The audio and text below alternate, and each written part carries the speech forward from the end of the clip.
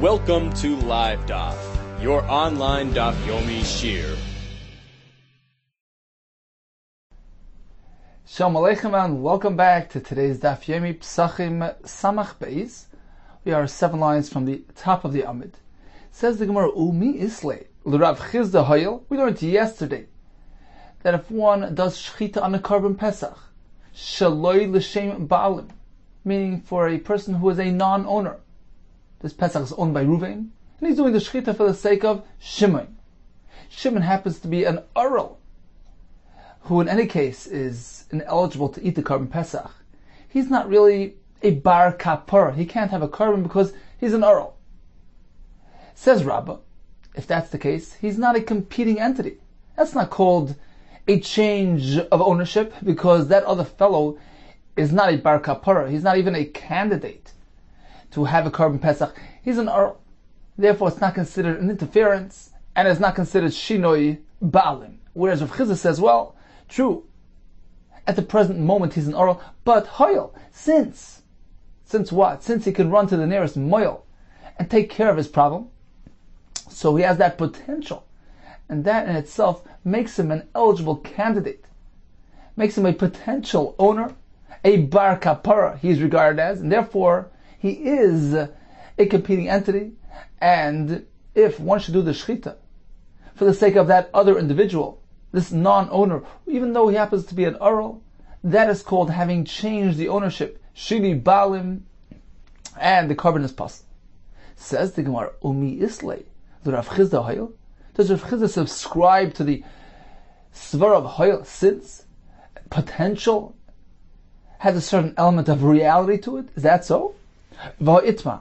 Haven't we learned? We learned this earlier in the Masechta Daf Me'avav. Ha'ifeh mi Yom Tov l'chol. If a person was done his meal on Yom Tov, and now he decided to begin baking, but not for the sake of Yom Tov, rather l'chol, for tomorrow, for a weekday. Rav Chizda Amar Loika. Rav Chizda says he gets malchus. He did a malacha. This is not called eichel nefesh. He doesn't need it for today. Rabba Amar Ein Loika. He doesn't get malchus. Explains the Gemara. Rabba Amar Ein Loika. Why? Amrinan Hayil. We apply a concept of Hayil. Since what? Hayil. Vi mikli ilay oichem. If some unexpected guests would arrive right now, chazilay, it would be right, it would be suitable and needed for his guests. So since that potential exists, hashtanami chazilay, even now we regard it as food preparation for the sake of Yom Tov, because technically it can be something needed for today, but loy loki, and therefore he doesn't get malchus. We apply a concept of hayil. Potential is considered like reality. That's Rabbah. Rav Chizda Amar Loika, he does get malchus. Lo yamrinan hayil. We don't apply hayil. So you seem to have a contradiction between our Gemara, where we find that Rabbah over here by the Mila doesn't apply hayil, and Rav Chizda does. And over there we see just the opposite. Rabbah applies hayil. Maybe some guests can arrive, and Rav Chizda does not apply hayil. Explains the Gemara, Bishlam de Rabbah ad Rabbah lekasha. Certainly, one Rabbah on the other is not difficult, because there's a difference between both cases. Over here by the non-owner who happens to be an Ural, well, he's missing a masa. He needs to have a milah. That's something too significant to ignore.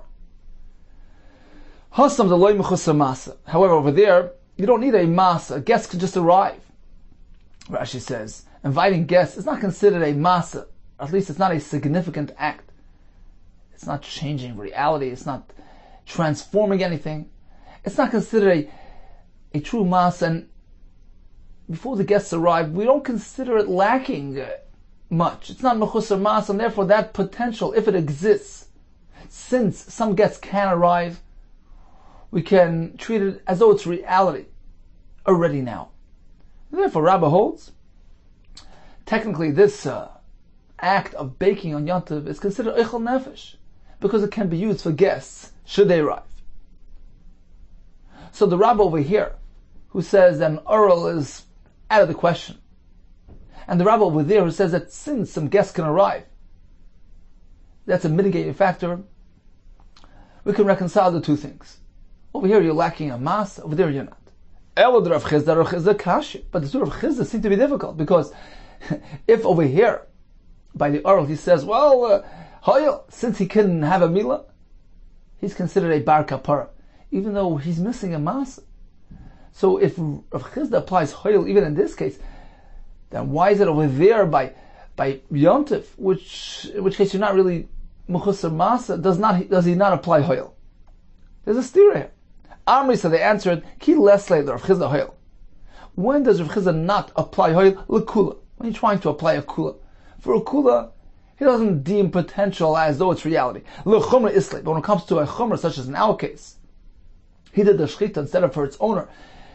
Rather, he did it for the other fellow who's a non-owner, who happens to be an earl. We say, well, since he can remove the erla, he's considered a potential bar kapara, can connect to a carbon pesach, and is considered a competing entity because it results in a chumrah. Tosfos explains that it's psuma d'Rabbanan because min haTorah you can't differentiate between the kula and the chumrah. Either you apply hoyel or you don't.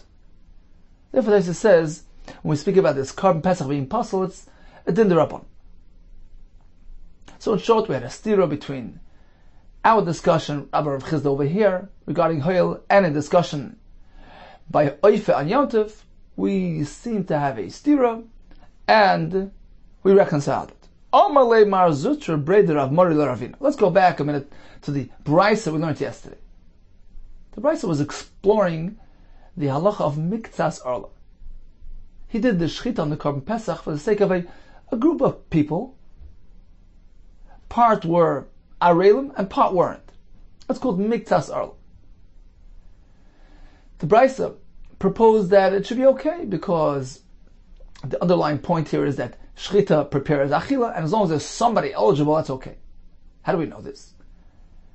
So the Brisa began, let's derive it from Tumah. Just as by Tumah, Miktsas Tumah doesn't do any harm, same thing by Arla. That was the first section of the Brisa. In section number 2, the Brisa said, well, we actually prefer learning Arla from Tumah rather than from Pigel, where we find that even a Miktsas affects the entire carbon. Should he have a machshava, even to eat just a kazayis of the carbon, chutz l'zmanai, that's paisel the entire carbon. But we prefer learning Arla, Miktsas Arla, from Miktsas Tumah rather than from Pigel. And just as by Tumah it's okay, by Arla it's okay. Why? Because Arla and Tumah have something in common. They have a common element. Because they're unique to Carbon Pesach, as the Gemara will explain. So that was section 2. The Brisa concluded in section 3, well, maybe just the opposite. Perhaps we should derive Arla from Pigel. You know why? Because Pigel has exceptions. Pigel does not have exception. Arla doesn't have exception. Therefore, they're similar in nature, as opposed to Tumah, which is Huta Maklala, which has exceptions. Now, we have 3 sections to the Brisa. 3 mentionings of Tumah. What does the Brisa mean? When it says, Miktsas Tumah is not Paisel. The Gemara now will elaborate. We take it for granted that Miktsas Tumah doesn't affect the entire carbon, and we want to learn Arla from there. Why is it so simple to you?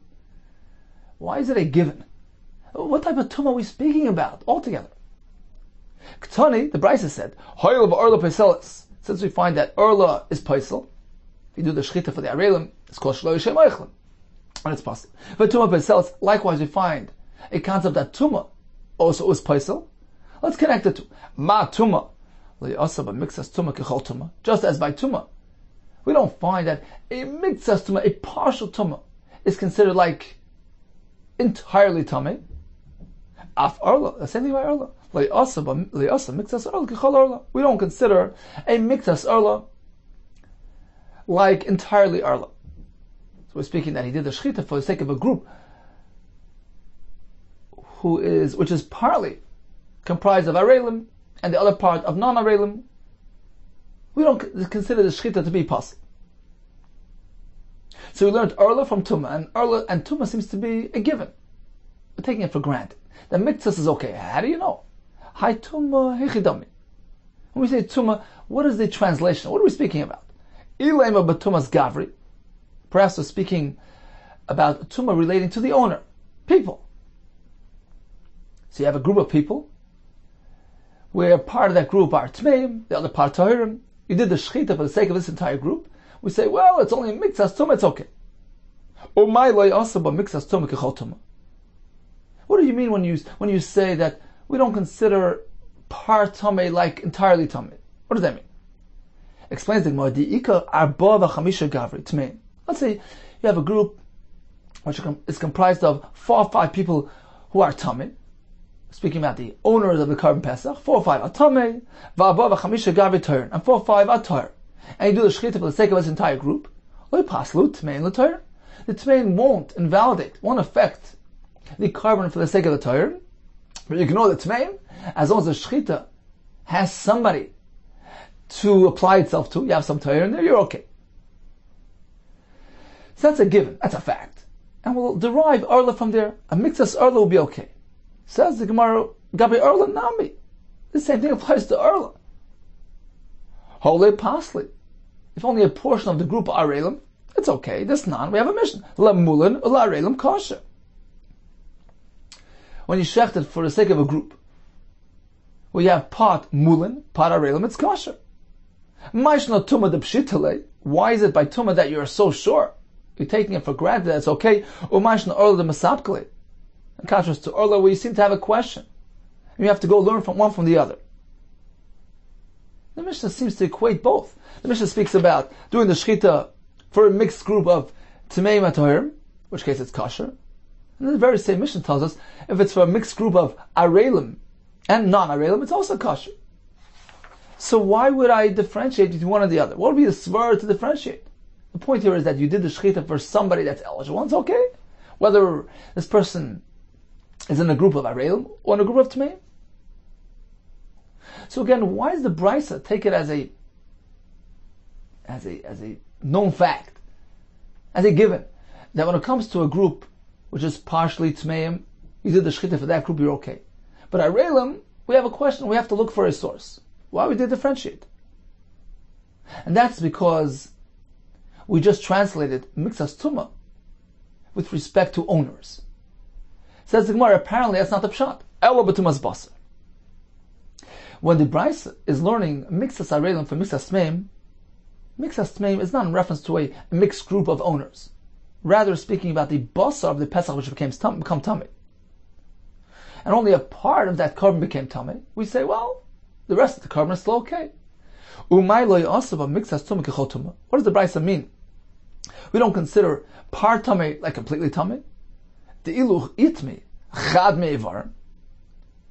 For instance, if one of the Eivarim of the Korban Pesach became Tameh, what happens? Haidi Tameh Safinale. That specific Eivar that became Tameh will be burnt.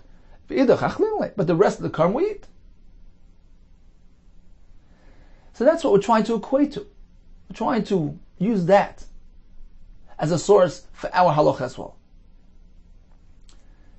What happens if he does Shechita for a mixed group of Arelim and non-Arelim? A Mixas Orla. Is it Paisel? Says the Brisa, let's take a look at Tumah. Since over there, we know for a fact that if only part of the Korban became Tameh, the rest is okay. Mixas Tumah is not considered like totally Tameh. Same thing about Arelim. Part of the group is Arelim, that's okay. As long as you have somebody there, that's okay. That's still eligible for Achil. Fine. So that explains the first part of the Brisa. Let's proceed to the second section of the Brisa. But Mayo Kimta, how have you established, interpreted the meaning of Tumah included in the first part of the Brisa, but Tumah's Basar, relating to the Tumah of the Basar itself? Fine. Ema Sefer, let's proceed. Don and Dover, She'ein Noig B'chol Azvachim. The Brisa seeks to explain why is it that we prefer learning from Tumah, Orla from Tumah rather than from Pigel, where we find the interesting phenomenon that even a Miktsas will invalidate the entire thing. Right? Because even if you have a machshava and just a piece of basar to eat a chutzlas money, what happens? The entire Korban becomes Pigel. Why do you prefer learning from Tumah rather than from Pigel? And the Brisa says, you know why? Because Orla and Tumah are close in nature. Don and Dovar she'ein noig b'chol azvachim. We're going to learn Orla, which is something that doesn't apply to other Korbanos. It's unique and exclusive to Korban Pesach. We'll learn that from something which is similar to it. From Tumah. which doesn't apply to other karbanos, as we're going to soon see why. It's unique and exclusive to Karban Pesach, so Arla is similar in nature. We learn one from the other. Don't prove from Zman, meaning Pigel, which applies equally to all karbanos. Okay, so that's the second part of the Brisa. Now, Umay Tuma, what did the Brisa mean when it mentioned Tuma in this context? Inay Tumas Basar, should we say it's reference to the basar of the carbon being Tameh? Just as you defined the word Tuma in the ratio of the Brisa, right? As we concluded earlier, it must be speaking about Tumas Basar. If that's the case, what does the Brisa mean? What do you mean that Tuma is something which doesn't apply to other karbanos? It sure does. Ela Pshita, but Tumas Gavri. Apparently, this part of the Brisa is speaking with regard to Tumas Gavri. The owner of the carbon is Tameh. And what does the Brisa mean? What does the Brisa mean that this phenomenon doesn't apply to other karbanos? Explains the Gemara. Because in contrast to other karbanos, the owner who happens to be an Arl, or even a Tameh, can go ahead and send this carbon to the Azar. There's no concern. You have no qualms about being makir of a carbon for an owner who happens to be Tameh or Arl. However, when it comes to us, Arl and Tameh ein meshachin karbanis Pesachim. Arl and Tameh cannot send their Pesach to the Beis Hamikdash. Why? Let's take a look at Rashi. Right in the middle of the Amid, you'll find Rashi begins with Arel v'tamei meshachin. Arel v'tamei meshachin come understand. Why? It says Rashi, meshachin la ba'azora. They can send everything except chutz mi Pesach. Why? The be'inan roi loichlei. It needs to be roi to eat the carbon. That's the point of the carbon Pesach, to be eaten by the owner. Shachilas balav ma'keves by. Dechsiv ilfi achlet kaisu. As we learned yesterday, the point is to be sheichet for an eichel. If the owner is ineligible, is not roy la'achila, he can't send this carbon to be yoytze the akrava. So, Arel and Tameh seem to have something in common, a similar nature. An owner who's an Arel or is a Tameh can send an ordinary carbon, oila, shlam, etc., but he can't send his carbon Pesach. So since they have that in common, we prefer learning Arel from Tameh rather than from Pigel, which is something which is universally applied to all karbanos. Let's get back to the Gemara. Having said that, if we're comparing the owner who is an Arel to an owner who is a Tameh, so now what is the definition of Tameh? Not the basar, rather the person. Reisha betumas basar. So in the Reisha, Tumah meant the basar. Right? It was a given that if only mixas basar becomes tamei, everything else is okay, because we're speaking about the basar. V'seifa b'tumas gavri, and now when we speak about tumah, we went over to the owner, we changed tracks. We're not speaking about the basar any longer, because that applies to all karbanos. We're looking for something which is exclusive and unique to Karban Pesach. An owner who is a tamei can't send this carbon. So we're speaking about tumas gavri, a different type of tumah. How does that work? You're going back and forth between basar and the person. Amar lei, so he responded, and yes, shem tuma kaparach. The Brisa is simply responding with reference to the concept of tuma. True, although initially the connection between Arel and Tameh was with respect to the basar that's Tameh. Miktsas doesn't invalidate. Same thing regarding Arel. Miktsas should be okay. That was the ratio. Then, the second part of the Brisa elaborated further and said, look, we prefer learning Arel from Tameh because they have something in common, because the underlying concept of Tumah contains an element which is unique to Karban Pesach. Although we're not speaking about the basar any longer, we're speaking about Tumah's Gavri, the owner, but it's still an element that's contained within the general context and concept of Tumah. So it can be used as a factor in the equation. Another pshat. You're right. The second part of the Brisa is also in reference to Tumas Basar. So the Brisa is saying that oral is similar in nature to tamei because they're both unique. They're both exclusive to Korban Pesach. Now, if it's tumas basar, how does that work? Umay in noig b'chol hazvachim. What does the Brisa mean that tumas basar doesn't apply to other korbanos? Because there is a certain context, in which case tuma only applies to Pesach and not to other korbanos. The ilu b'chol hazvachim, because when it comes to other korbanos, we know that a korban has generally two parts to it. Achilas mizbeach, the portion that's meant to be consumed by the mizbeach, for instance, the chaylev, the dam. And we have the achilas adam, portion eaten by the person or the kohen, the owner or the kohen. So we have two types of achilas by a korban. And what is the halacha? B'kol hazvachim, bein shenit machelev or basar kayim. As long as you have one of those elements present that allows you to process the korban. Whether the chaylev became tummy, in which case you have no achilas mizbeach, or basar kayim, but the basar is still available, in which case you'll have the kiyum of achilas adam, or in the reverse, bein shenitma basar v'chelev kayim, or the basar happened to become tummy, in which case you no longer have achilas adam, but the chelev kayim, chelev is still present, you can be marked in the mizbeach. In either case, you have enough korban there to allow zerg sadam. That's by other korbanos. Either or is enough. Vilu Pesach. However, when it comes to Korban Pesach, over there, achilas adam is paramount. That's the primary element of the korban. Nitma chelev basar kayim, zerg sadam. Sure, if the chelev became tummy and the basar still exists, you can do zrika. But nitma basar v'chelev kayim, the basar should become tummy. In which case, there's no achilas Korban Pesach. So even if the chelev is still around, ein zerg sadam, you can't do zrika. The point of the Pesach is that it should be eaten by its owner. So in this regard, in this context of Tumah, we find that it is unique and exclusive to Korban Pesach. The basar becomes tummy by Pesach. Korban's over. You can't be makter. But by other korbanos you can. So perhaps that's the pshat in the Brisa. Looking for a source. By miktas erla that it's kosher, we derive from Tumah. Tumas basar, where we know for granted that if just a small portion of the korban becomes tummy, everything else is still okay. And the Brisa proceeded, well, why do we prefer learning from Tumah as opposed to pigel, where miktas does affect the entire korban? The reason is because erla and Tumah are very close in nature, they have something in common. They both only apply to Korban Pesach. So according to this approach in the Gemara, we're speaking about Tumas basar.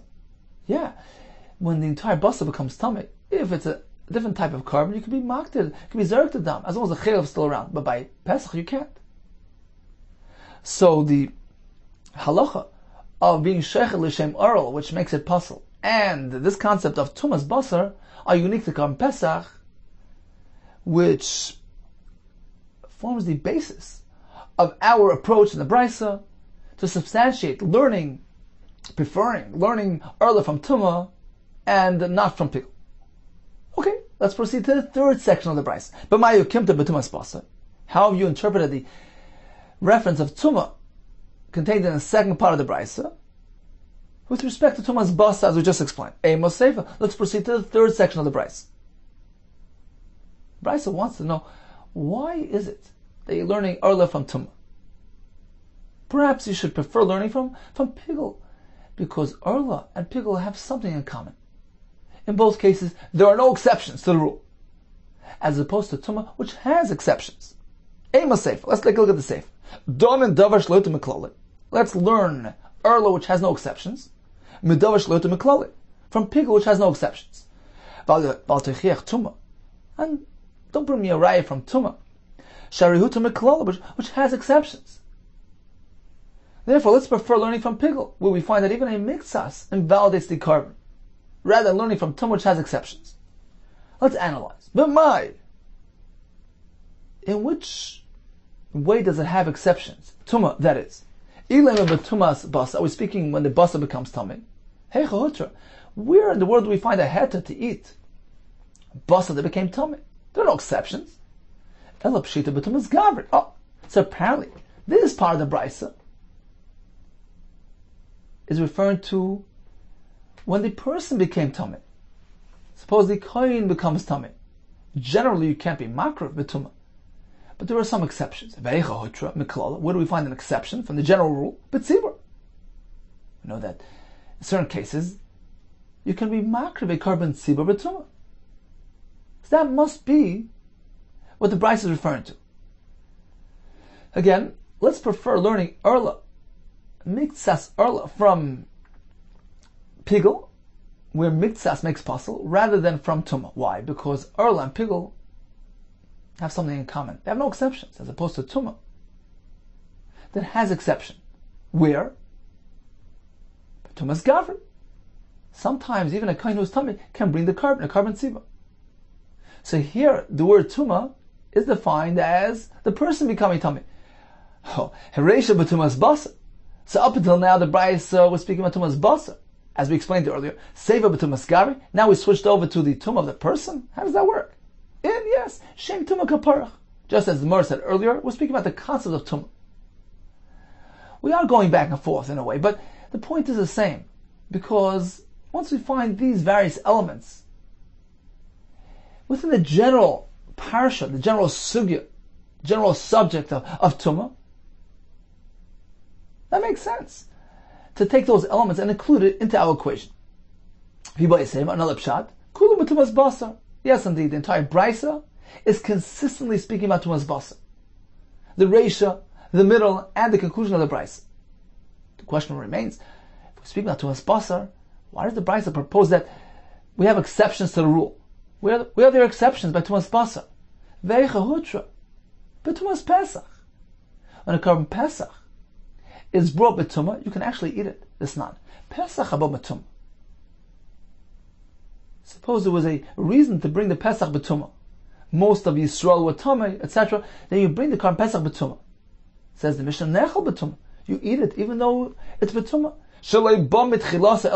Because what's the entire point of bringing the carbon pesach to eat it? If the Torah allows you to bring it, apparently the Torah is insinuating that you can go and eat it. See, here indeed we have an exception. Even by tumas basar, you can eat a carbon b'tumah.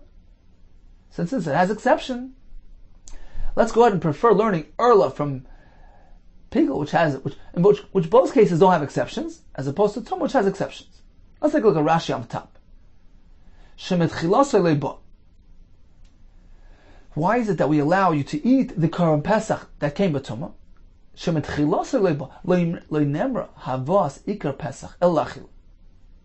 The entire concept of bringing a carbon pesach is for the sake of what? To eat it.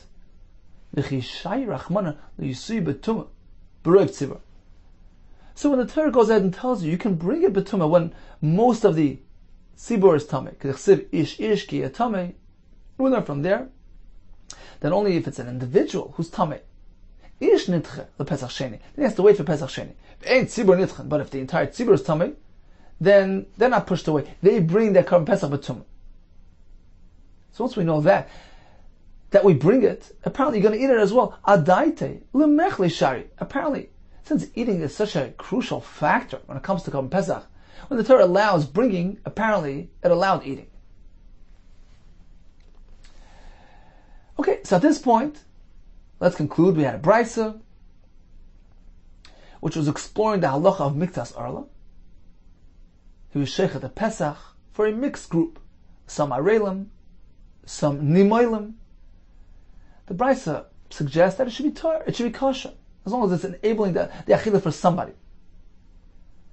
And we have three parts of the brisa, referencing a concept of tumah, which is going to be the source root for the halacha ba'arla. So one approach in the Gemara was that the entire brisa is consistently referring to tumas pasa. As we explained, according to the other pshat, we're actually going back and forth. But it still makes sense because it's all within the context, the general framework of tumah. And since we find these various elements within tumah, we can use them as elements in this equation. Continues the Gemara, now going back to the concept of hoyel. Rav Chizah says that if you do shini bailam,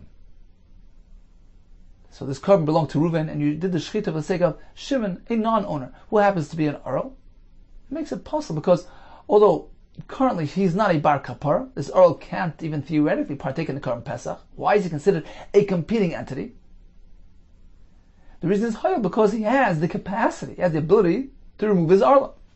We apply the concept of Hayel. Mosiv Rav Huna Breder Rishu. He has to cash like this. Ha-Pesach she'avar shnasei. What does that mean? Perhaps let's see Rashi inside. So Rashi is the next one.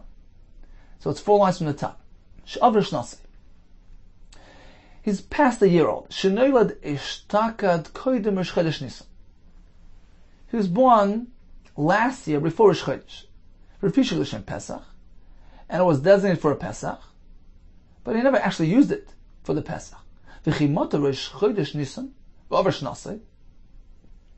And when Rosh Chodesh Nisan came along, and now he's already past a year old, suloi chazil Pesach. He's no longer suitable for the Pesach. L'chsiv zachar b'shana.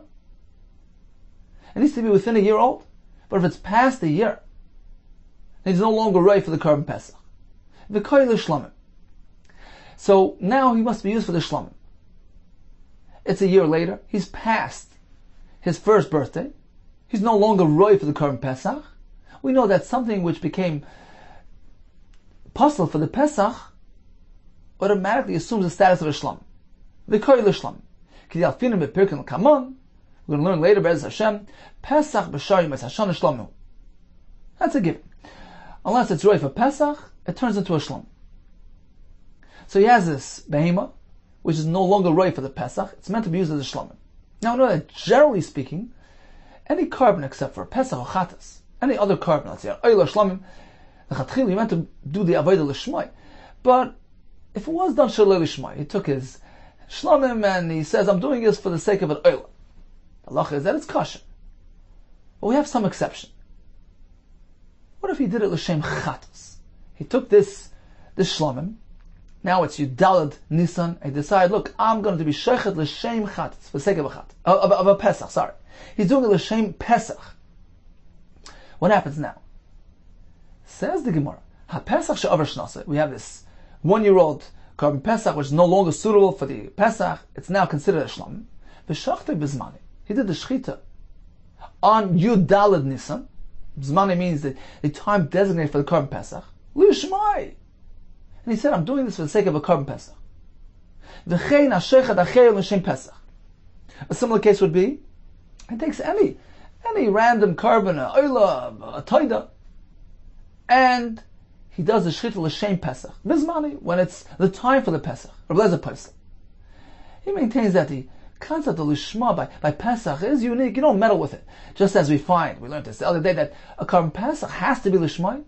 If you do something else with Shem Pesach, if it's the Zman of Pesach, it becomes possible. Rabbi Shua Machsher, he says it's kosher. Rashi brings the background from the Gemara Zvachim based on a Kal V'Chomer. That's the machlekes.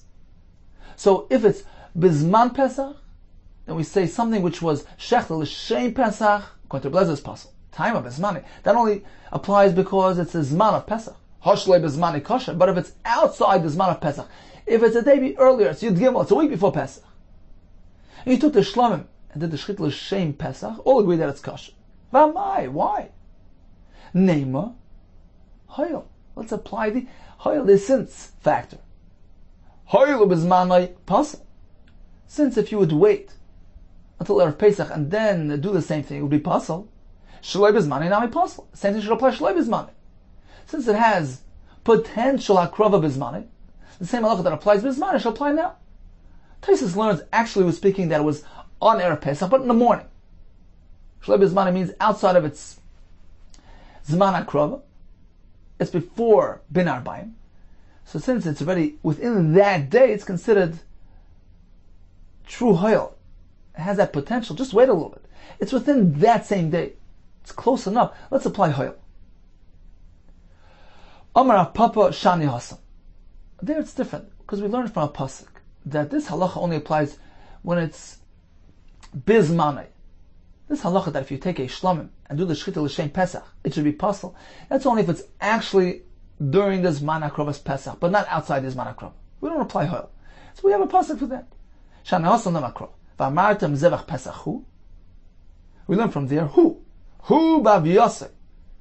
You need to do the shechita of the Korban Pesach the way it's meant to be. Lo Yehu l'shem acherim. You can't deviate. You can't have something else in mind when you're doing the current Pesach. And likewise, v'lo acherim l'shmoi. Nor can you take a shlomim and do the shchita l'shem Pesach. In either case, it's possible. So we have this equation here. The Pesach l'shem something else is possible. Something else l'shem Pesach is possible. So we're going to go compare, equate the two things. Bizman haishu pasal l'shem acherim. During the Zman, you dalit in the afternoon, which is the Zman HaKrov of the Pesach. In which case, if you do it l'shem, a different carbon, it's possible. Therefore, in that very same time, achirim psul mishmai. Others that were shechted for the sake of the Pesach apostle.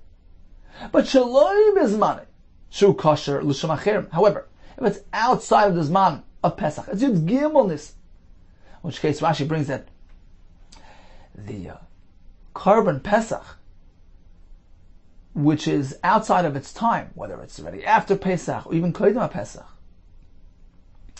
is considered a sort of a shlomim. Therefore, says the Gemara, if it's shaloi bezmanoi, it doesn't have the din of a Pesach. Shu kosher l'shem acherim, in which case, if you would shecht this pseudo shlomim, having a different carbon in mind, it would be kosher. It doesn't have the stringency of the Pesach because it's outside the Zman HaKrov of the Pesach. And therefore, acherim sher l'shmoi. Others, where the shchita took place l'shem Pesach, would also be kosher. Meaning, it's one formula. When you have one, you have the other. When you don't have one, you don't have the other. Bizmana, where the Pesach needs to be l'shem Pesach, and if he deviates, it's puzzle. So the other side of the coin applies as well. The other carbon done l'shem Pesach at that time would be puzzle. But shlei bizmana, where the first element doesn't apply, the second element doesn't need. We don't apply the concept of hoil, we have a pasuk. Continues the Gemara. Rabbi Simloi asal kamei de Rabbi Yochanan. Rabbi Simloi approached Rabbi Yochanan. Amar lei nisni li mar sefer Yochanan. Yes, Rabbi Yochanan, please, could you teach me sefer Yochanan? Rashi says this is a brisa elaborating on the deeper meaning of the sefer divrei hayamim, which lists various families, names, and lineages, but really there is a lot of depths and Seidas HaTorah embedded in those psukim. And there was a brisa which delved into the secrets contained in the Sefer Divrei Hayam. Teach me that brisa. Amar lei, Rabbi Yochanan responded, Meichanat. Where do you hail from? Where do you come from? Amar lei Milud. I am a native of the town Lud. Veichan Moisvach. And where do you currently reside? Benarda.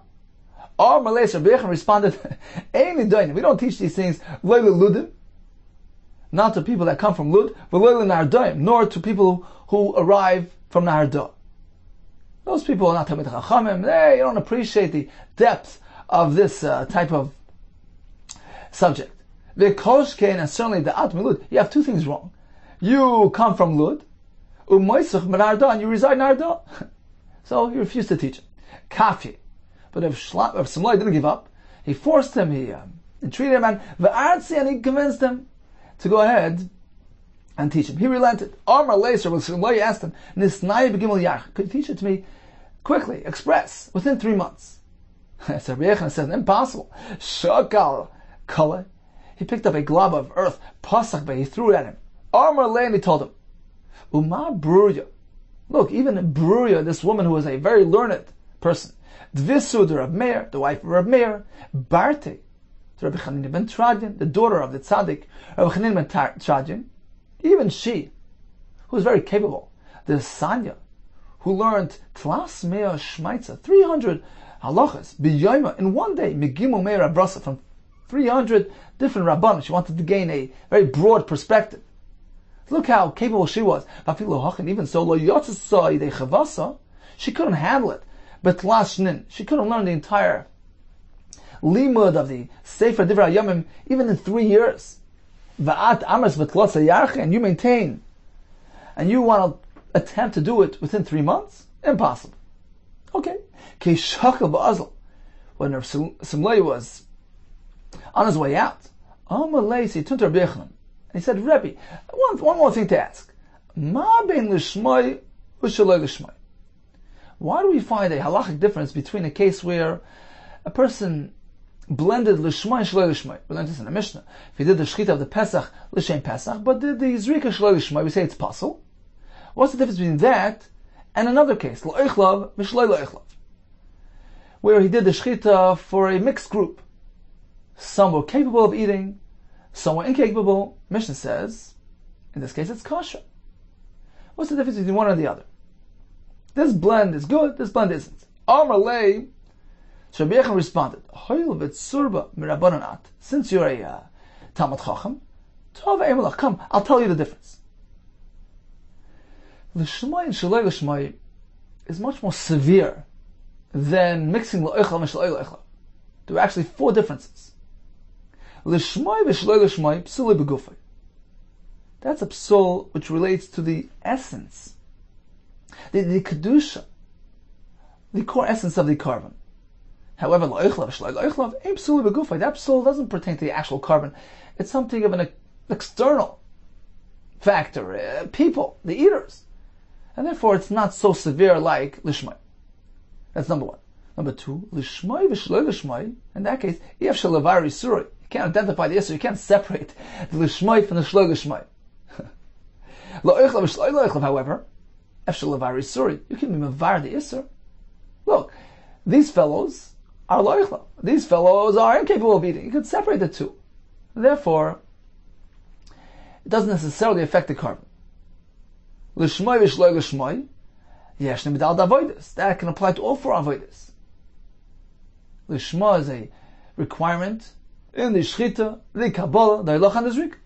As opposed to loichlav v'shloi loichlav, einu b'arba avodas. Only applies to the achila, as we learned yesterday. It's only a stipulation, the achila, it has to be done l'shem oichlam. It doesn't apply to other avodas. And finally, l'shma v'shloi l'shma, yeshne b'tzibur k'biyachad. That applies to a carbon tzibur as it does to a carbon yachad. However, loichlav v'shloi loichlav, that's unique to carbon pesach. Einu b'tzibur k'biyachad doesn't apply to a carbon tzibur as it does to a carbon yachad. And Tosfos points out, the Gemara could have really just said that it's unique to carbon pesach, meaning even within carbon yachad we find a difference. That loichlav v'shloi loichlav doesn't apply to all carbonis yachad, it's actually limited to only carbon pesach. So it has a kasha, but it seems that the Gemara is perhaps following the formula, the same terminology the Gemara learned, applied yesterday in Samach Aleph, where over there indeed it did make sense to use this term. But in any case, we do find 4 differences, and that explains why when it comes to l'oichlav and shloi l'oichlav, we say that it's possible. But l'shmai and shloi l'shmai, we say it's possible. But l'oichlav shloi l'oichlav, we don't say it's possible. Rav Ashi Amar, he says, I want to take issue with one of the items you mentioned. You mentioned 4 differences between one concept and the other, between shloi l'shmai and shloi l'oichlav. It's actually not really 4. There are only 3 differences. Why? Psulei begufay, the element called psulei begufay, and the element called v'yafshel levari surai, chad milsi, they're really one and the same. Why? Dema tam amar psulei begufay. As Tosfos explains this Gemara, why do we consider shloi l'shmai as a psul which pertains to the gufa carbon? Because in reality it's just a machshava. The Gemara already spoke about this in the Samach Aleph Amud Aleph. A machshava is not pertaining to the physical property of the carbon. It's not really psulei begufay. So why do you consider shloi l'shmai to be psulei begufay? Apparently, it's just a way of referencing it. Mishum di'ef shel levari surah. You're treating it like it would be psulei begufay because you can't be mavar the isser.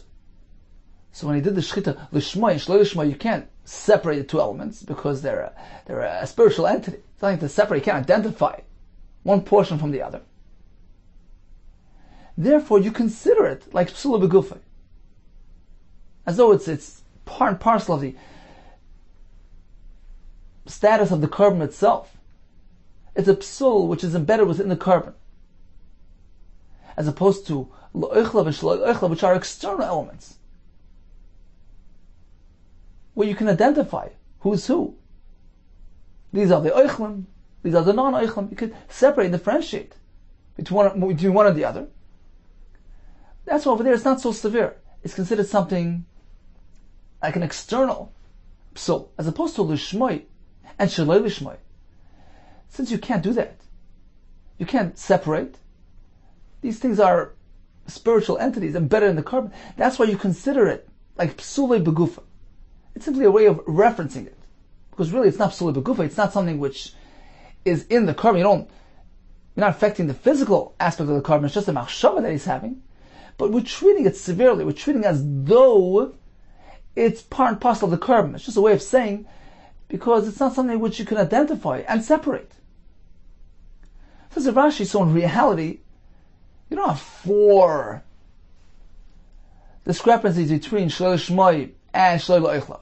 Because Psula Begufa is really based on a Yeshel Avari Suri.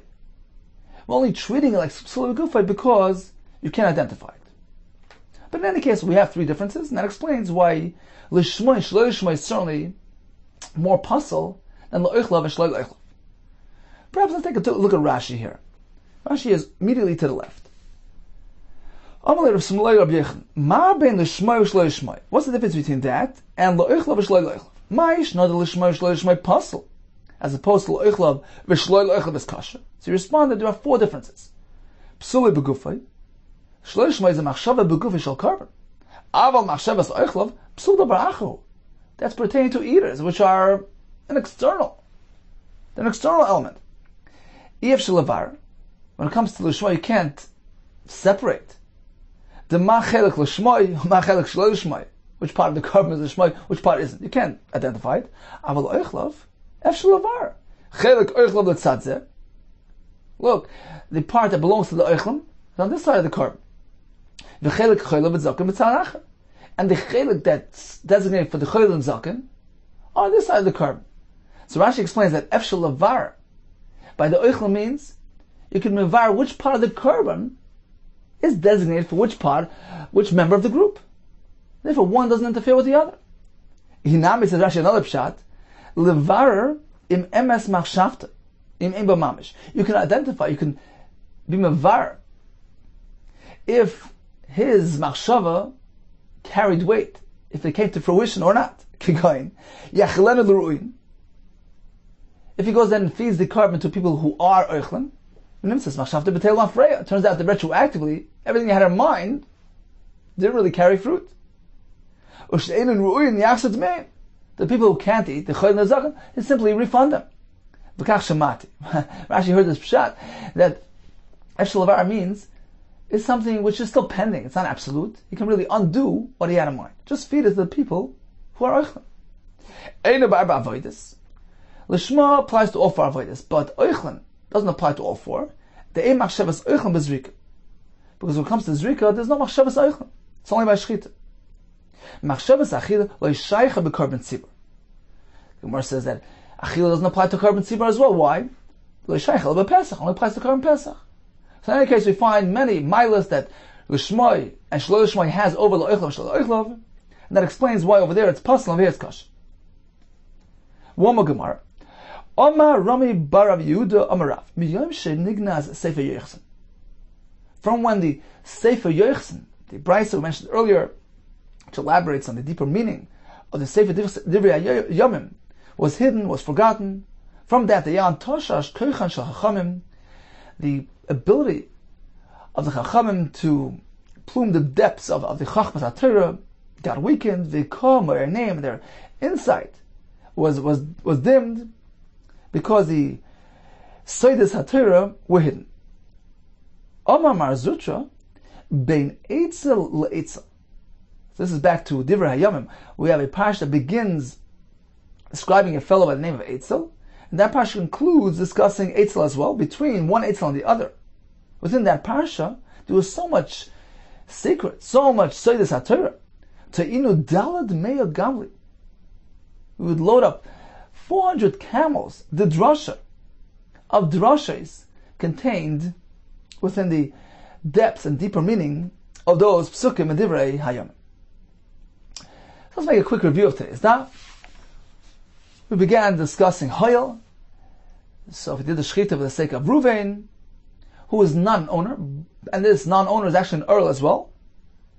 We learned that according to Rabbah, this fellow doesn't interfere. He's not a bar kapar. Rav Chizah says Hoyel, since he has the ability to make himself a nimol, then he's a factor that has to be reckoned with.